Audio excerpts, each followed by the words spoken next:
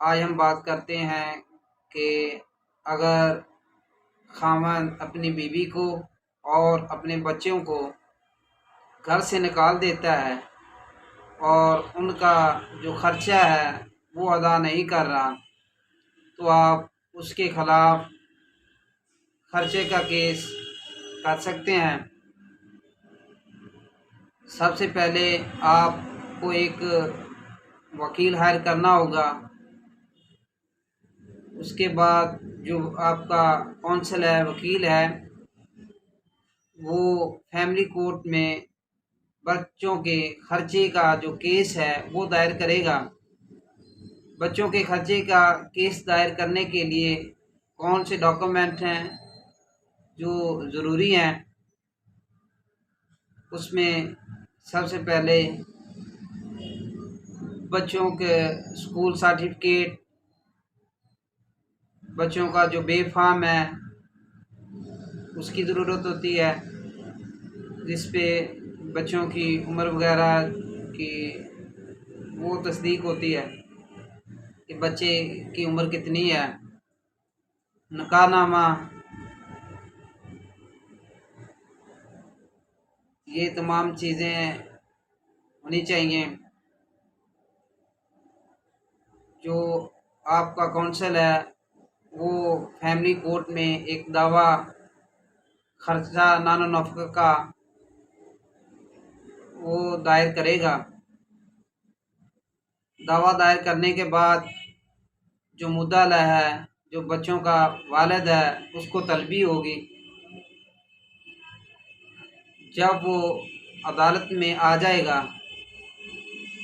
वो अपना जवाब दावा जमा करवाएगा। उसके बाद एक डेट जो है वो मसालत के लिए मुकर्रर की जाएगी। मसालत के बाद जो अदालत है वो बच्चों का अबूरी खर्चा है वो लगा देगी। पूरी खर्चा लगाने के बाद उसमें शहादत होगी, शहादत मदइया, जिसमें हम जो वालिद है उसका सोर्स ऑफ इनकम ज़ाहिर करेंगे कि इसके वालिद का सोर्स ऑफ इनकम क्या है और वो कितना खर्चा दे सकता है। जिसमें शहादत होगी और जो मुद्दअ का वकील है वो गवाहों के ऊपर जिरा करेगा। शहादत मुकम्मल होने के बाद अदालत है वो डिसाइड करेगी कि जो बच्चे हैं उनका खर्चा कितना होना चाहिए और जो इनका वालिद है, मुद्दअ है, उसका फ़िनांशियल स्टेटस क्या है। ये नहीं होता कि एक गरीब मुद्दअ है यानी वालिद है, उसका बच्चों का खर्चा भी उतना हो, और एक अमीर है उसके बच्चों का भी खर्चा उतना हो। वो अदालत डिसाइड करेगी कि क्या इसके जो मुद्दअ है, वालिद है, वो कितना खर्चा दे सकता है। उसके बाद जो फाइनल खर्चा है वो अदालत डिसाइड कर देगी कि बच्चों का खर्चा कितना है, उनके स्कूल अखराजात कितने हैं, उनका खाने पीने का क्या खर्चा है।